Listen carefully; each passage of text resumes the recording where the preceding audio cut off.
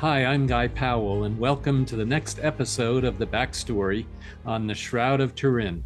If you haven't already done so, please visit guypowell.com and sign up for more episodes. I am the author of the upcoming book, The Only Witness, a historical fiction tracing a possible history of the Shroud over the last 2 millennia. Today, we'll be speaking with Mario Latendresse. He's a longtime researcher and speaker on the Shroud, and today we'll be talking about some of the new research he's been doing on the Shroud. So Mario is a computer scientist and Shroud researcher with a Ph.D. in computer sciences from the University of Montreal, and he works in private research in a private research center doing artificial intelligence. And for more information, visit syndenology.org, and we'll also give some other addresses as we get to the end here. Mario, welcome and thank you for being here. Well, thank you, Guy. It's a pleasure to be here and talk about the Shroud and the research that goes on, and that I think is always very interesting to exchange ideas about the Yeah, Shroud. absolutely. And you've been doing some really, really cool stuff, and I'm excited to hear about the latest. But before we get into that, tell us your backstory on the Shroud of Turin. How did you get involved in studying and researching the Shroud?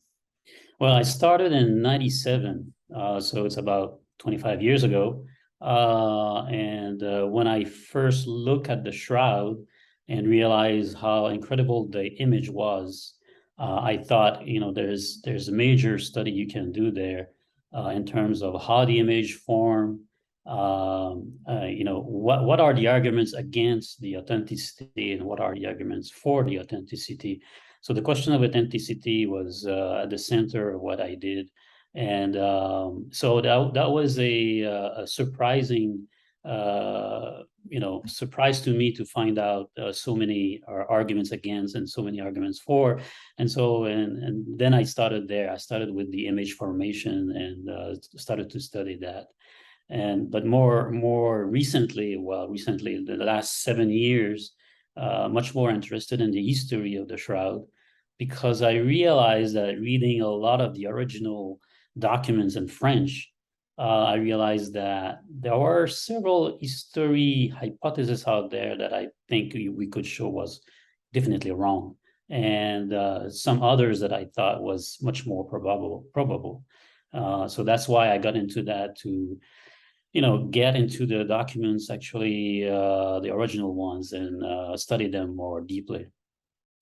Yeah, absolutely. And you're so right. And there are so many different opinions and on so many different aspects of the Shroud, and certainly the history of and the history that we'll be talking about in particular is when it was in France, when it got there, and then how it made its way through France and what have you.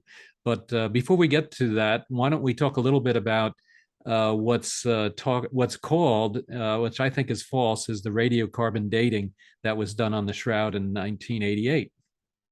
Yeah, so one of the major result that goes against the authenticity of the Shroud is the radiocarbon dating of '88. And everybody who has studied the Shroud knows about this result. And lots of hypotheses has been put out there why it could have been wrong. Because from the other information we had the impression it was authentic. So the medieval date definitely was a big surprise. And then, we've heard hypotheses like several one of them. And one of them is, for example, the reweave that could have happened in one of the corner. And Ray Rogers published on that subject. But I think that the evidence for that, unfortunately, is very, very weak. I did publish a paper, a comment on that, and the same journal that Ray Rogers published. And essentially, the results that were presented by Ray Rogers were, I would say, too undefined, too imprecise, and I don't think we could actually come up with a conclusion there. And also other historical facts does not go in that direction. So I think there's no reweave there. But I think that the major issue is that if you are coherent, you have to think that when the image was formed, and if you assume it is authentic, then something may happen to the cloth that is a bit outside our knowledge. And one of the data point that we have, which is very important, is the what we call the chi-square result of the data that were the radiocarbon dating, which is very high, which is over 6, which is 3 times some of the result that we have from the control. So I think that the answer is there potentially, is that if we were redoing a second radiocarbon dating with several samples in different locations, what is probably going to happen is going to see a lot of different ages, and maybe some of them in the future, which would show that, hey, something happened to that cloth. And that's the direction we should go. We should do a second radiocarbon dating with several samples in different locations, and then we can actually understand better how come we got a chi-square that was so high from 88. Yeah, exactly. And it's kind of fascinating. I'm in statistics, and I know you are with artificial intelligence, and it's interesting to see how the statistics on the measurements that were done from the 3 different labs in 1988 then was incorrect. I personally, I think that and what I think is false is we shouldn't call it radiocarbon dating. We should call it the radiocarbon ratio measurement of carbon-14 to carbon-12 in the sample. Was probably done correctly, but then it wasn't, for whatever reason, wasn't properly applied for a whole bunch of different reasons. And because I don't think the labs would necessarily fake it or try and fraudulently put out the wrong numbers. But what they were able to do is then give a what that ratio was, but then to be able to translate that into a date is where things went wrong. And so I agree with you that there's definitely some interesting challenges there, and certainly the statistics behind it are also kind of interesting as well, to see what was really going on with the various samples and the various measurements that they did. Yeah. And actually, I was in Turin a week ago, and I did talk to people over there, are part of the commission of the conservation of the shroud. And one of them raised indeed the fact that we have right now the possibility of doing a second radiocarbon dating without actually going to the shroud and extracting these samples. It will be possible. And so the idea is not completely dead over there, although, as usual, the answer from the authority of Turin is to say we need the Pope to accept such a second radiocarbon dating. Yeah, absolutely, and definitely hoping that will take place. And there's certainly a handful of folks that are pushing for it. Well, actually, probably a lot of folks that are pushing for it to be able to be done. And one of the challenges is, of course, that the dating itself typically is destructive. And so being able to do it is in a way that wouldn't be destructive, or to use pieces that were already removed from the shroud, it definitely makes a lot of sense. And it looks like that might be very possible. Yeah, yes. Yeah. Now, one of the other things that's fascinating with the shroud is the 3D image itself. And I know you've had some interesting thoughts about that. And why don't you tell us about what your thoughts are there? Yeah, this is one of the subjects that I find also fascinating, but also sometimes misunderstood, I think. And so we hear many things about the 3D information from some researcher. And one of the things that is often mentioned is that people say the image of the shroud is a negative image, which I think is a little bit inexact here. And essentially, it's a 3D information encoded image, which indeed, when you look at the negative image of the shroud, is you have a better vision of it. You have a more, the human eyes have a better facility to perceive the 3D information when we look at the negative image of the shroud. But clearly, the shroud is not a negative photography. And I mentioned that because even some researcher that were against the shroud started to argue that it cannot be a negative image, and started to have a long discussion about that. And so Macron, for example, in his book, went over several pages trying to prove that it was not a negative image. And indeed, he was right, because in some places you don't have a negative impression. It's a 3D information we have there. And this 3D information, some may have misunderstood what it means, is that you have to take into account the fact that the cloth that was over the body when the image was formed was not flattened. That's for sure. We can prove that. Some people say the shroud was flattened and then the image was formed. No, there's no way this can happen. And I produced a paper disproving that in 2005. And it's simple calculation, but it shows it clearly. It could not have happened. So it was not flattened, but it was when the cloth to have produced such an image, when the cloth was put over the corpse, over the body, it has to be put in a way that was almost flat, I would call it, very gently over the body. And then what we have recorded now is the 3D information of the distance between the cloth that actually is not completely flat and the body. And so that means it's not completely 3D if you flatten the image. And so this information is there, but it's actually a very rare type of image from the Middle Ages. So of course, today, it's easy to produce a 3D information using photography, because you can play with some trick and do it. So you can produce an image with 3D information today with no problem. And some painting you can create that with even drawing.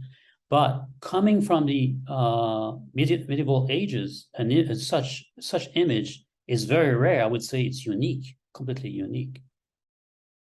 Right. Right. And, and I was looking at your paper, and I want to go through that one more time, because to your point, the black and white image really shows, I think, where you can see the 3D nature of the image significantly better than the positive image. And what I saw in your paper is that how the cloth would be touching the nose, certainly, and then touching maybe the cheeks. And so then there's, how that encoded the three-dimensionality of the image is kind of needs to be accounted for. And I thought, a lot of the things that you had in your paper made a lot of sense there. Yeah, you're right. So indeed the fact that it was not flat has to be accounted for to make sense of the 3D information. Like I would say, for example, the hair on the side of the face, the cloth was much closer to the hair than what we would expect if it was flattened. So, and indeed the hair appears to be close or appear to be straight, but that can be accounted for by the fact that the cloth is actually going down on each side of the face. That's why it gives us the impression that some researchers said, well, when the image was formed, Christ was standing. You cannot count it. This what we see that way is that the cloth is actually going down on each side of the face of the men of the shroud. Yeah, well, and actually, and sorry, but Cesar Barta put out a really good book very recently here in the last couple months on the Sidarium. And what his theory is that when the face cloth was put over the face, that the blood and the sweat in the hair solidified the hair, and that's then what makes it kind of appear that it's very, very vertical on the cheeks as opposed to having fallen back. And it'd be interesting to when you think about that, then it does kind of make sense that when the man of the shroud is laying on his back, normally if his hair was not filled with blood, that you would expect it to fall back. But the fact that, or the theory that it may have solidified due to the face cloth, means that it was actually, hanging straight down from his cheeks, even though he was, on his back. So kind of an interesting set of circumstances there that seem to all be coming together in terms of how that all comes together. Yeah, indeed. So you're right. The hair was probably full of, fluid. I mean, including blood and sweat, probably a lot. And so, indeed, then you have hair that is not what we would expect in general. It's just that the hair was in a state of stiffness. And also, I just mentioned very quickly that some people say, well, when we look at the picture of the shroud, we don't see the bust being flattened. And there's also probably an explanation, simple explanation is that when the body was in a fixed state, well, we have to remember that the foot on the cross of Jesus Christ was probably a little bit lower than even the butt. So that means when you put the body on a solid surface, then the feet was probably holding the body up a little bit, and so that's why the butts don't go flatten on the ground. Mm.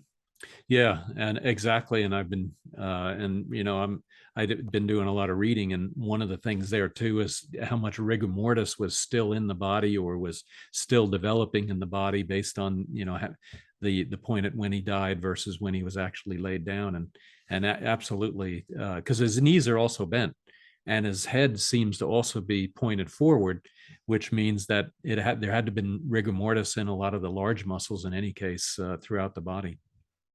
Yeah, that's probably the case, yes. And so Yeah. all these facts has to be taken into account. They cannot be put aside as impossible. And so this is possible. And so that these combination of when you maintain coherency with what you're dealing with. I mean, you're dealing with Christ that was crucified and a rigor mortis probably set up. Then it all goes together. It kind of works and it is being coherent with what we see.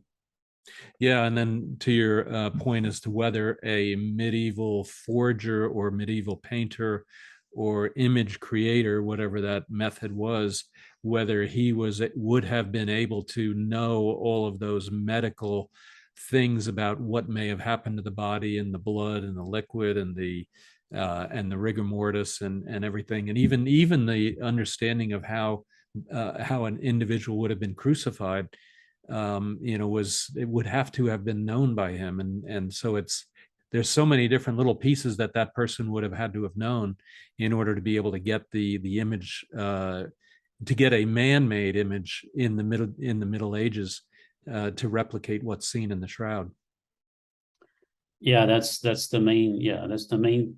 I would say thesis that put the shroud at a very high level of knowledge that to us appears highly improbable because obviously we don't know any such other image. And so it seems to be coming out of the blue completely.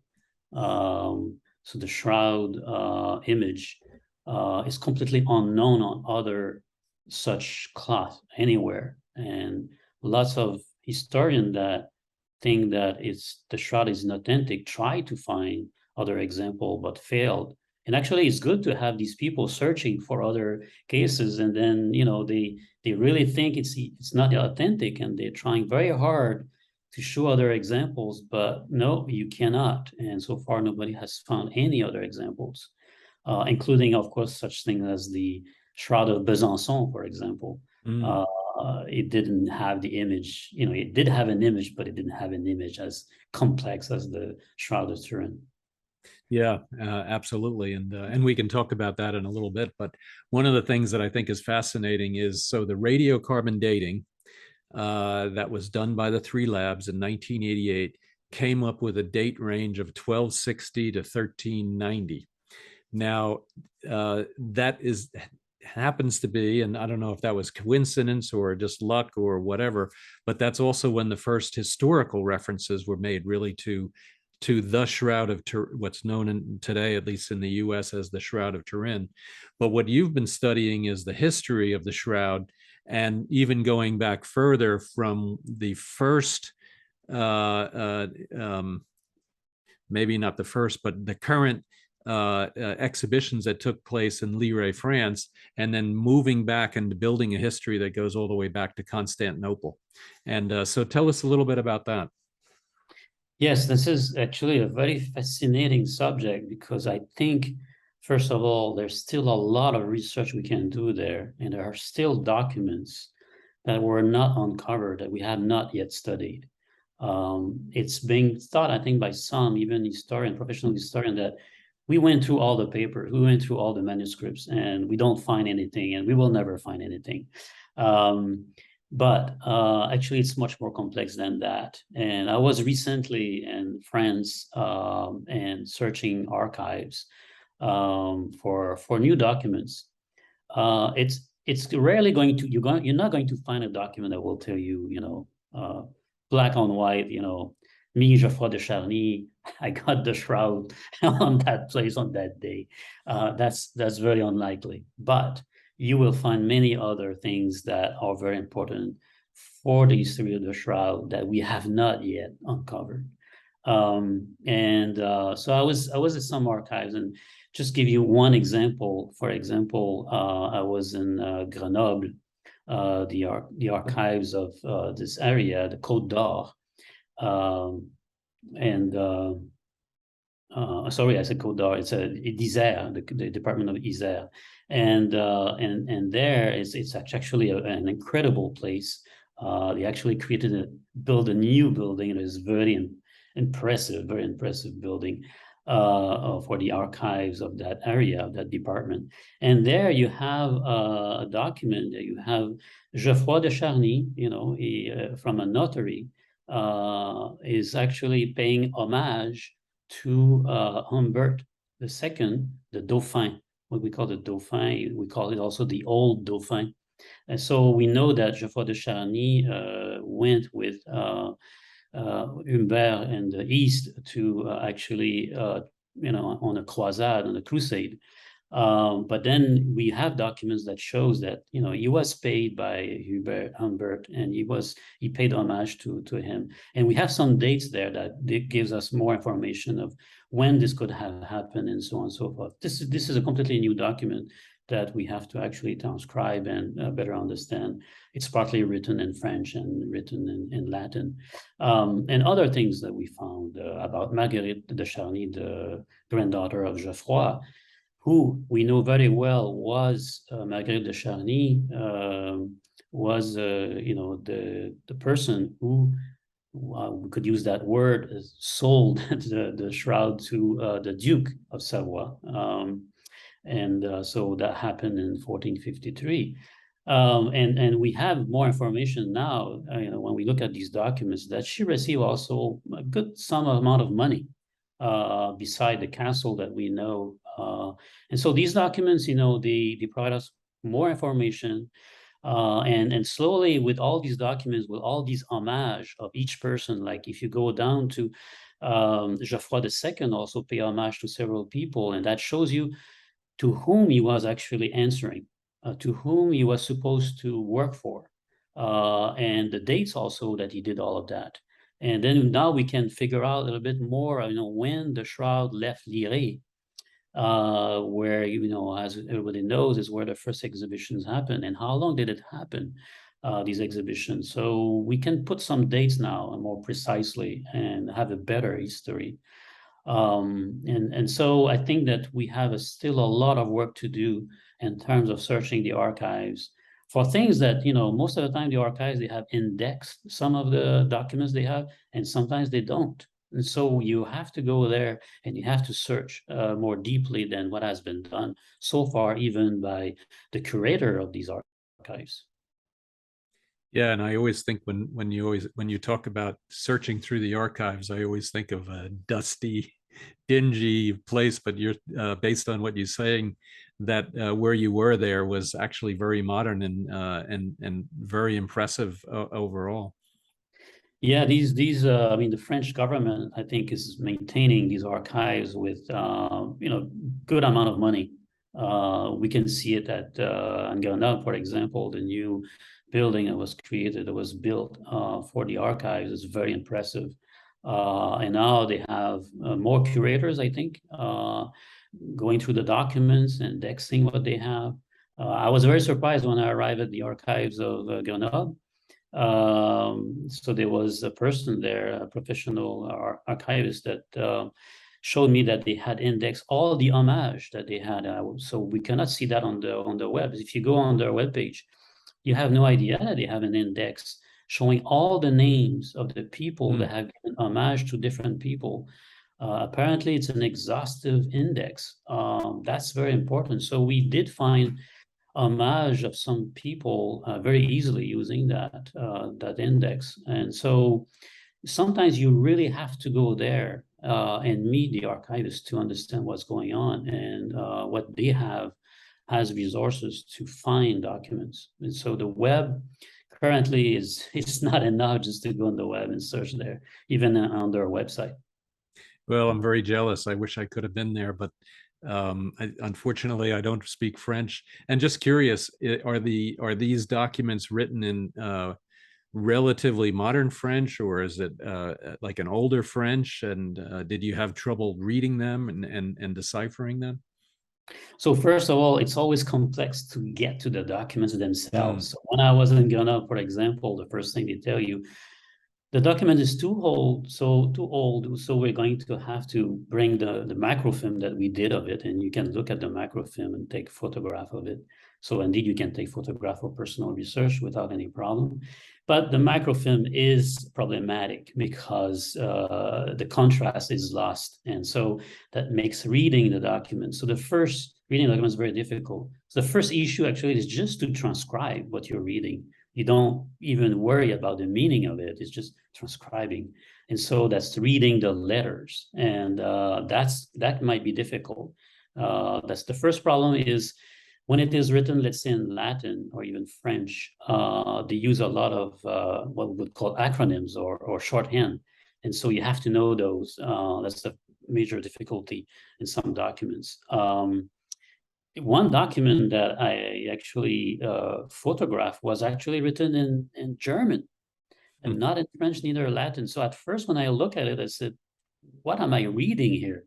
And it took me a while to figure out, oh, I think, and I saw the name of Marguerite de Charny being spelled out, but the de was not a de, it was von. So Marguerite von Charny. So I said, no, this is not French.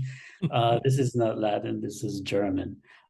So you get a little bit of surprise there because I think this document was written near Montbard, which was in the years where it was not part of France. So most documents were written in German, I mean, military documents.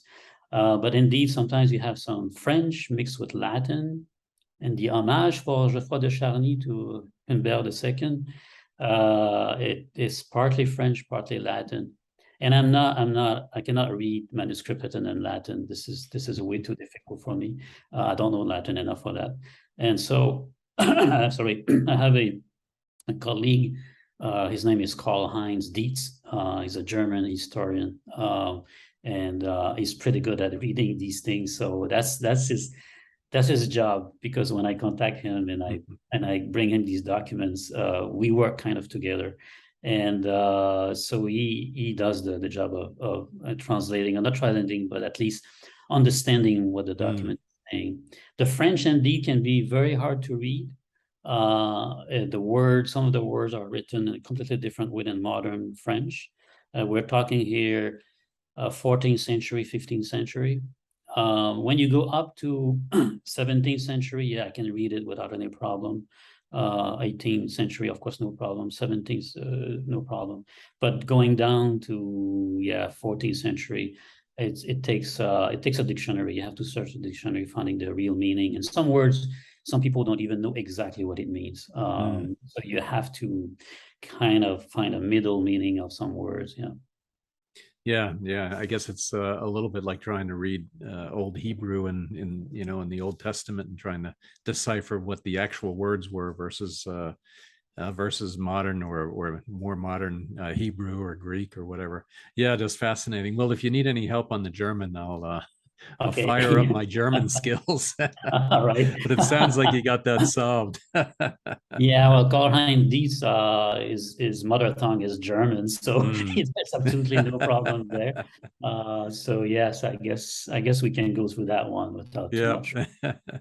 All right. So now you have so your path is somehow the shroud got to Geoffrey de Charny, and I'll use the English translation or the pronunciation. So Geoffrey de Charny the first, as opposed to the second, and then it went to Marguerite. Now, how do you get from the shroud being in Constantinople to getting to Geoffrey de Charny the first?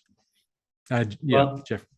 yeah, so I think after reading many of the hypotheses out there that were proposed by different researchers and in reading the documents, the original documents, and trying to go back to the sources, my current, I would say, thesis, or what I consider to be the most probable route from Constantinople, or let's say the east, to the west, I mean France, it goes, and I believe strongly in that direction, goes through the Sainte-Chapelle of Paris. And the route here is actually pretty straight, I would say. It's not convoluted. Although at first, for some people, it cannot be true for some reason. I will explain a little bit why it can be true and how come some people came to the conclusion it cannot be. But one thing for sure, and I think that is proven, with 99% chances there, is that the reliquary of the Mendelian, what we call the Mendelian, that was the image of Edessa, the reliquary of that definitely arrived at the Sainte-Chapelle in 12, let's say 41. Some people say maybe 1242, but it was Saint Louis when he bought, we should use that word, bought, from his cousin Baldwin II, who was the emperor of Constantinople and these years, who actually needed lots of money to protect the city from the attacks that was occurring.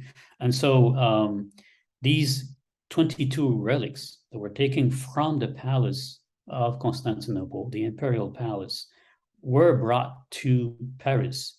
And eventually the Sainte-Chapelle was built in 1248. And they were all put in this huge Grande Chasse, all these reliquaries with the relics. And of course, as everybody knows, the crown of thorns was the principal relics that Saint Louis was interested in. And he, of course, he had, in some cases, a new reliquary being created for it, and even from other relics. But there are two exceptions, for sure, we know. Two reliquaries were not changed, and it is the reliquary of the Mendelian and the reliquary of the stone of was found in the tomb of Christ. So these two reliquaries were left as is and not, I would say, analyzed that deeply. And the theory goes is that so the Mendelian, the reliquary of the Mendelian, is very well described in the inventories of the Sainte-Chapelle.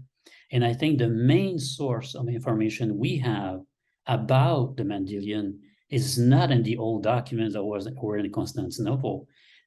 These documents are the inventories of the Sainte-Chapelle, because we have a clear description of what the reliquary was.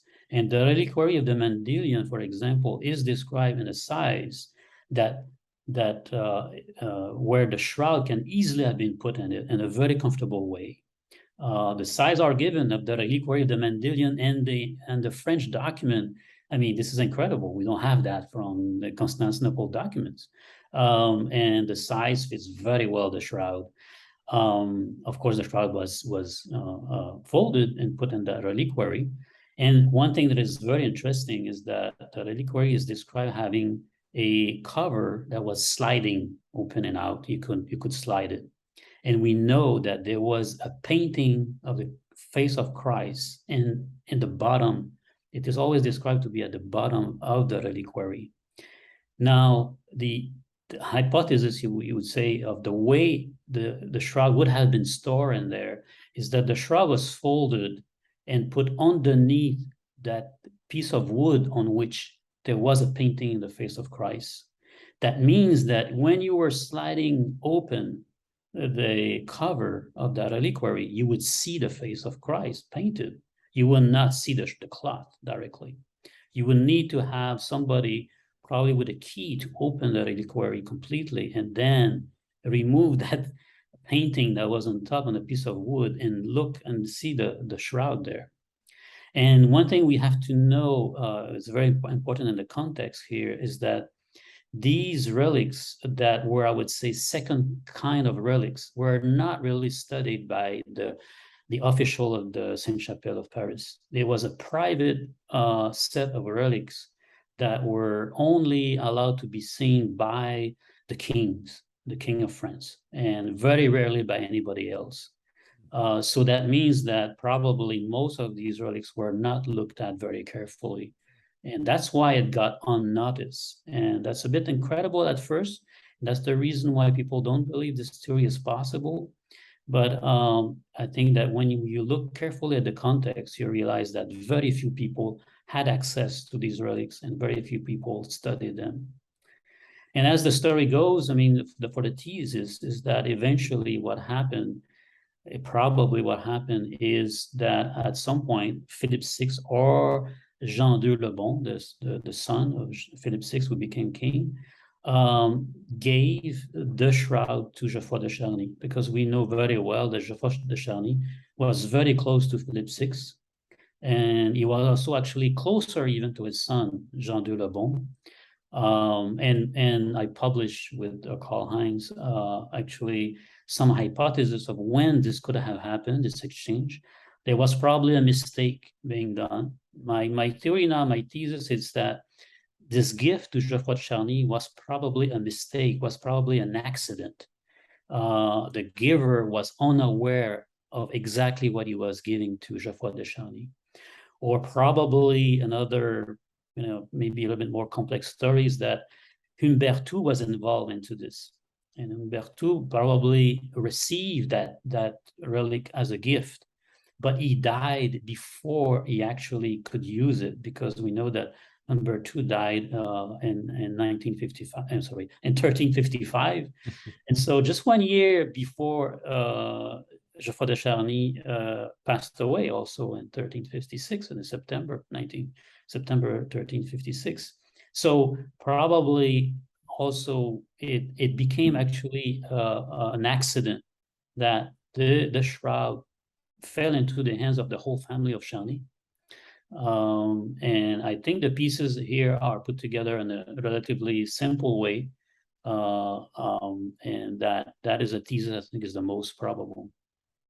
Yeah, very interesting. So, so what you're saying is that in the Grand Chasse, there was a wooden case, and that case then had a face of Jesus painted on either on the case or on a regular painting, and then within that, you're saying is then potentially where the shroud was stored, unknown to King Philippe VI or then his son, and then that was given to Geoffroy de Charny, and then somehow he discovered that there was something inside that case.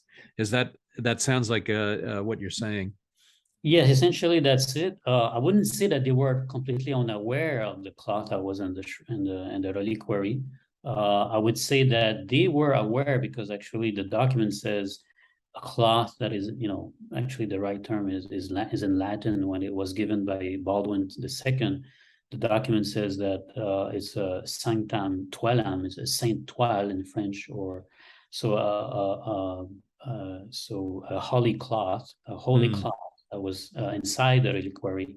So I think they were aware there was a cloth, or the king was aware, or actually superficially aware there's a cloth there. Like you ever see many relics, by the way, so we have to put ourselves in this context. We have 22 relics, and some other cloth also that was there, and all kind of stuff. And so they were aware there's a cloth, but yeah, it was kind of hidden when the cloth was hidden to the eyes of the common mortals. You could not slide open. You could slide open the reliquary, I guess, without a key, but the only thing you could see at that point was just the painted face on a piece of wood, like any painting that we have painted on wood that was over the cloth. But then probably they never took the time to unfold the cloth and look at it very carefully. That was probably something. It's for us. It seems a bit strange to say that we're not interested in it, but for them, I'm pretty sure. For example, the stone that was the piece of stone that was in the reliquary. Did they actually remove the stone for the reliquary, weighted it, measure it, and then try to figure out what kind of stone? No, I don't think so. All the inventories we see, very old inventories, never mention what type of stone, never mention the size of the stone. It's always very superficial analysis. And same thing with many other relics that we know from the past were not analyzed carefully, and sometimes very, very wrongly, so there was this sanctity of the relics that studying it very closely was probably frowned upon, and so unfolding the cloth was probably not the first thing the king wanted to do. Yeah, he had other relics he was interested in, and let's say that in general, the existence of the Mendelian was quite unknown in the West. Not that it was completely unknown. Some people knew, of course, the existence of such a legend, because the legend that was in the East, the legend of Abgar, became the legend of the Veronica in the West. That's what it is. So they knew about the Veronica in Rome, but that came later. Let's put it that way. That came very well known a little bit later. I mean, the Veronica was known early in the late 12th century. So in 13th century, when it arrived, all the relics arrived, and the Veronica was known in the West, but it was obviously a copy of the legend of Abgar. Yeah, interesting. So that gets us to 1241. Then or maybe 42 when the shroud made its way from Constantinople to or somewhere in the east, Constantinople, or up to Paris. Now you also mentioned there was something with Venice and the Venetians and how the funding worked, and some of the challenges that Baldwin had in terms of financing the security of the city and of the empire. Tell us a little bit about that. Well, it's an interesting story, but how itself is, of course, what's happening here. The Venetian got involved, and for a reason that now is clearer to us. So the relics could not be sold directly for money to the Saint Louis, Louis the Ninth, in 13th century. So that means that a way has to be found to hide the fact that money was transferred directly from St. Louis to buy the relics. And the idea here was to say, well, I need money. So Baldwin II said, I need money right away. And so he brings them to Venetia, and the Venetian loaned the money on this, on the fact that they own right now, they have it in their own hands some of the relics, including the crown of thorns, and so now the story goes as, okay, now the problem is what happened if Baldwin II do not pay back the loans? Well, these will probably be sold to other people, and maybe to people we don't want them to own this thing. So that's why Saint Louis jump in and say, I'm going to save the relics now. I'm going to save the relics. So I will send the money to the Venetian, not to Baldwin. And so you have like a middle man here occurring.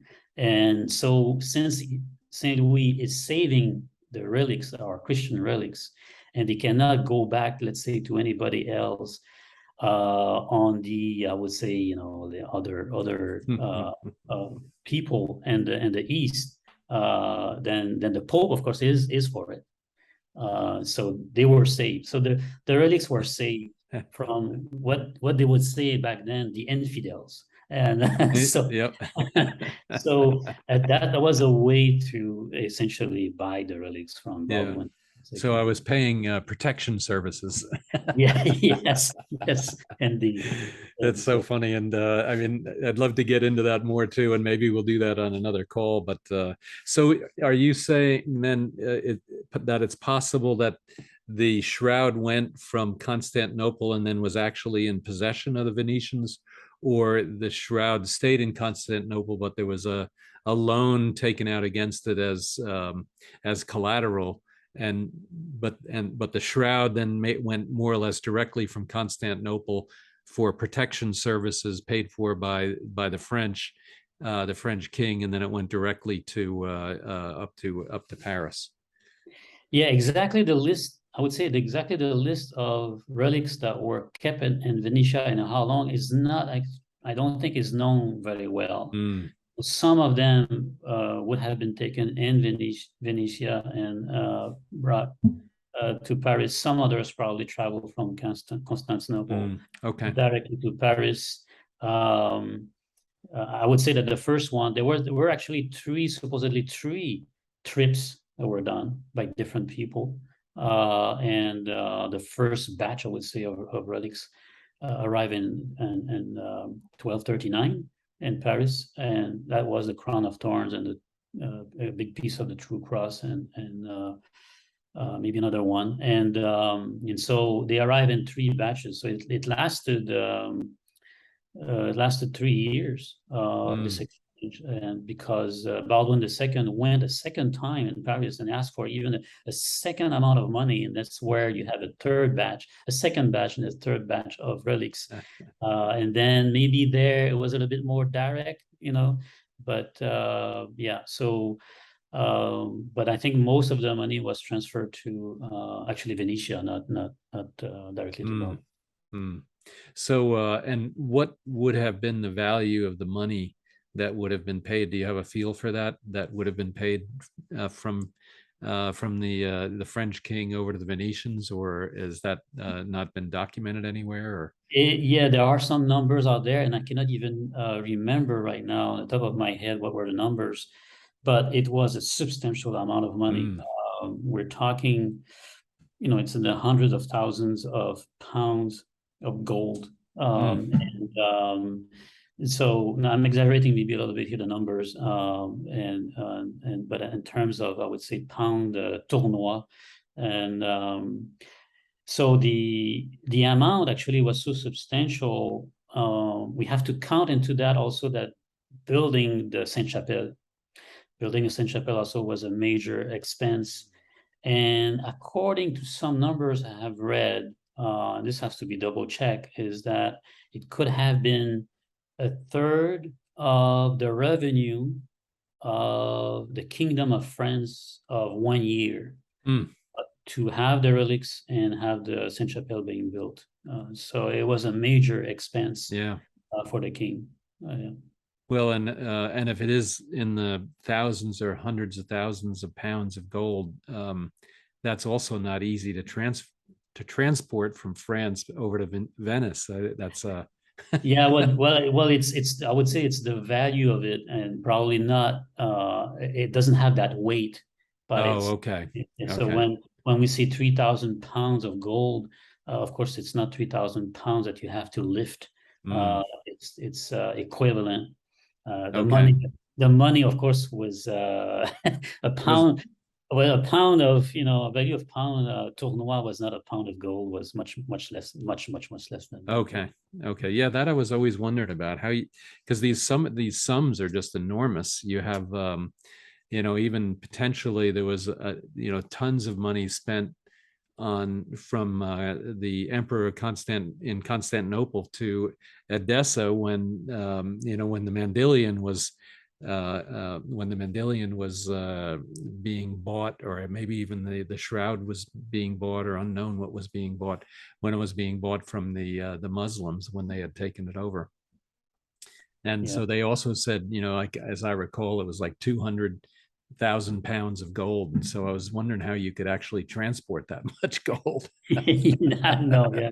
Yeah, and I'm translating the word livre in French. In those days, you have le livre tournois or le livre de Paris, and livre is translated to pound, but that does not translate directly to Yeah. weight. Yeah, Yes. to actual weight. Yeah. All right. Well, yeah, thank you for that.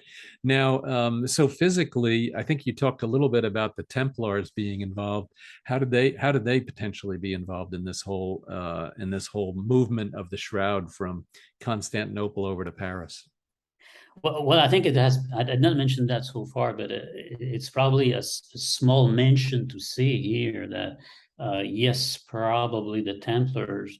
I would say not say yes, but yeah, there's probably one Templar that was involved in one transfer. There were three transfers, and probably one transfer, one Templier, one knight of the Templar, was involved for security purpose, I think, and to go to some countries from Venetia to Paris, Mm. um, and but I don't think the Templar were much more involved in that. Yeah. Yeah. The relics. Well, I could see somebody has to protect it, and so it's not going to be a small force. It's going to be a pretty large force. It would seem like to protect it, unless it was disguised in some fashion as to what was actually being transported. Actually, the group that were transporting the relics was probably pretty small. Hmm. It's just that you needed, actually, most of the time, you needed, I would say, a pass. So you would need to contact the king of a certain country or an emperor and then say, I'll have my men going through your country. Do we have your protection? It's Mm. rather asking the protection of the land Mm. owner to be sure that we're not attacked by them and we're just going through as visitor, as passerby and as non-attacking agent. And so the groups was probably pretty small. We know Mm. that one batch was of relics were brought even by two brothers, essentially, and they probably Mm. had very little protection, but just having a pass of going through some countries. And so the So Venetian asked permission before yeah, saying we would ask for it, and a Venetian probably also. yeah. And do you think the country knew what was in being transported, or they just knew that it was something of some kind of value? I have no idea. I have no idea. Yeah. Permission was. I don't think it was mentioned. It's just Yeah. Yeah. asking permission to go through, and and yeah. So it's difficult to know actually these things. I think we don't have the Yeah. document. Well, I guess it could have gone by ship. Then you could have left Venice by ship and then gone around the Italian peninsula and then back up to, let's say, Marseille or something like that to get into Yeah, that's France. true. That's true. This could Mm. have been done. I think in that case, it's probably much, it could be longer, but also potentially more dangerous. We know that it was common to have a storm Mm. and perish in a storm in the boat, Mm. or having major difficulties. And also at the same time, I think you are at the mercy of any attackers, Yeah. Yeah. because you are at large at sea, and it's not that secure indeed if you don't have a large group of Yeah. protectors. By land, on a friendly country, it's probably safer. Yeah. Yeah. Yeah. Interesting. That whole part of it is definitely fascinating too. And technically, if it did go through a country, there may have actually been a letter or something written that may actually now be findable, that says that, hey, we're going to have this group of Templars or group of something travel, going through your country, because they would have had to have asked for permission, and the permission would have, may have been, asked for by the king or by somebody, and so there may actually be some kind of a document that may actually exist to document that fact. That's true. I'm not aware right now. Can't remember of such a document, but that's possible. Yeah. I guess we need to search at the right place Yeah. to Yeah. Yeah. to potentially find these Yeah, exactly, documents. exactly. Although I'm sure there may have been even a lot of other things going back and forth. I mean, it had to be both ways because you had to send the goods and then you had to send the payment. So there would have been two Yeah, sets of people going three times. So that would have been six permissions through a handful of countries to get yeah. from Venice through, let's say the Duchy of Savoy or maybe Switzerland. I doubt if Switzerland because of the mountains, but definitely, somehow going across till you got to France. Yeah, yes, indeed. Yeah. Yeah, Uh, fascinating.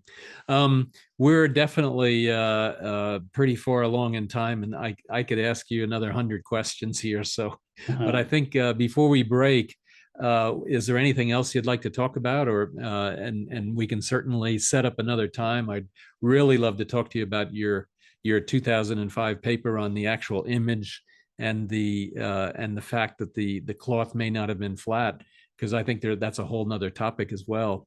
But anything else on the history of the shroud you'd like to mention before we close? Yeah, maybe very quickly on one of the hypotheses that has been put forward by many researchers in the last century and even longer than that is the theory that Othon de la Roche would have been involved. And I think it's Othon de la Roche would have, owned the shroud in Athens and then would have somehow brought it back to France, and then Geoffroy de Charny would have become the owner. And I think that we can now, prove with high probability that this whole thing is not true.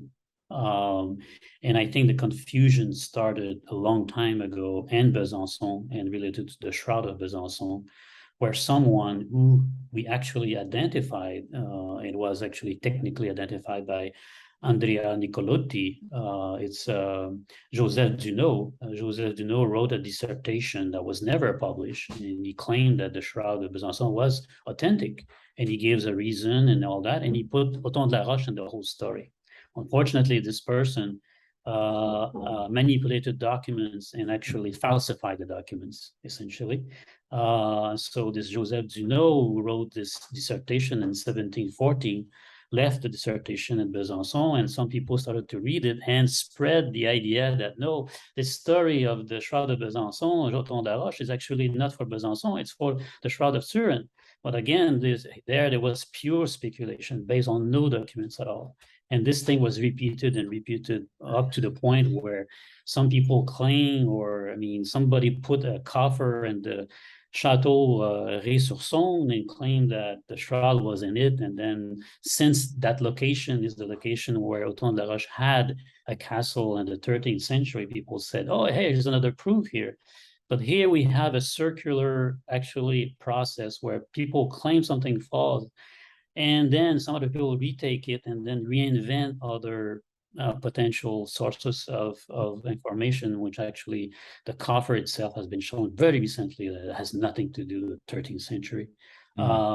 And so Othon de la Roche, the story of Othon de la Roche, was false and clearly false until 1980 or 81, until somebody supposedly found a letter from Theodore Comnen and Theodore Ducas. And this letter was supposedly written by Theodore Ducas and sent to the Pope, claiming that he wanted to have that the shroud was in Athens. And the problem with that document is we have no trace of it before that. And it's a copy of a document that we cannot analyze. It's a copy from the 19th century that was written supposedly in 1205, but it's actually very improbable that someone from that became an emperor eventually would go to Rome to claim such a thing, one relic that was lost. And on top of that, as you can see, when we go back in history, I would say the history of the history is that until 1980, that's for sure that the story was wrong about the Othon de la Roche. And then we have a document that shows up from somebody that actually disappeared even from all researcher. And it's Pasquale Rinaldi that showed up with this document. And this document looks, and very improbable. So, and then that was it's the last little piece of document that some people rely on to sustain the Othon de la Roche thesis. But when you think about it, since it was false completely, this theory, then the person, and then it was repeated by a lot. And in 1980, lots of people believe in Latendresse's thesis because nobody had, clearly studied the documents that show that it was false. Well, somebody created a fake. And that's very likely this is what happened there. Same thing, the same similar thing happened at Ressourcon, the Chateau of Ressourcon with the coffer. Definitely was never, used for that purpose of bringing the shroud. Yeah, interesting. Well, it'll, what I found in the shroud world, it seems like, there's a theory, and then it gets its own, and I like your point, the history of the history, it gets its own momentum. And then there's another theory that has, so let's say your theory, where you have then pretty good documentation across the different time, throughout the history.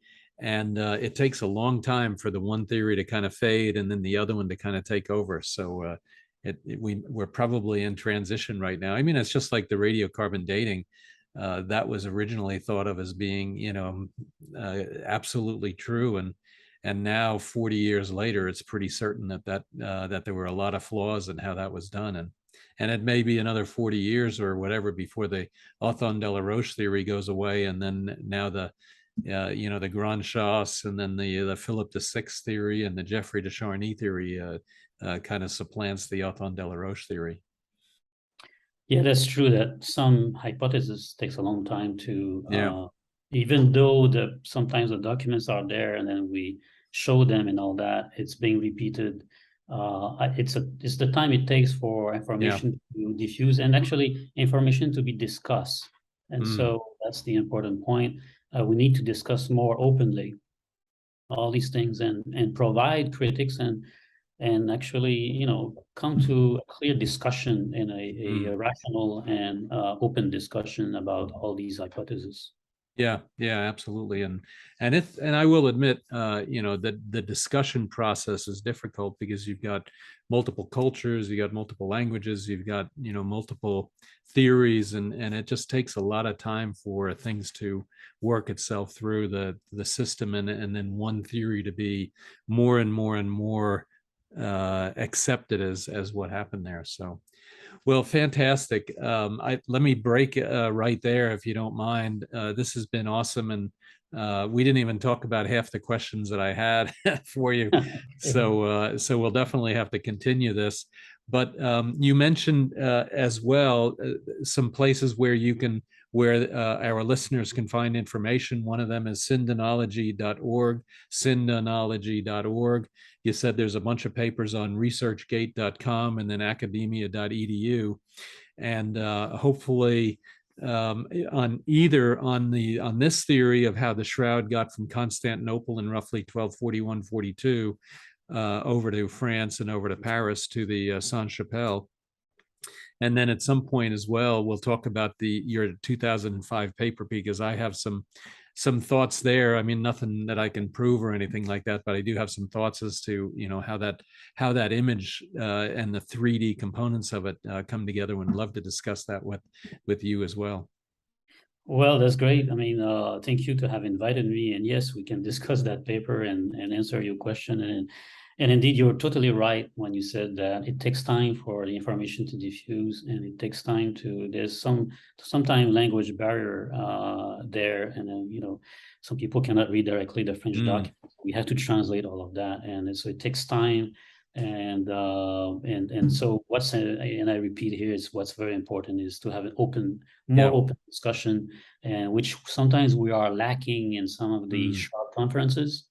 We have to openly discuss and exchange ideas more openly there. Yeah, absolutely. And it is difficult, but with that, then let me close. So for the audience, please stay tuned for many other videos in this series of the backstory on the Shroud of Turin. Mario, thank you so much. And but otherwise, for the audience, please visit guypowell.com and sign up for more episodes. And if you like this one, please rate it with 5 stars. Mario, thank you so much. This was really informative and very helpful. Well, thank you very much, Guy. Again, it was a pleasure to be here. Thank you.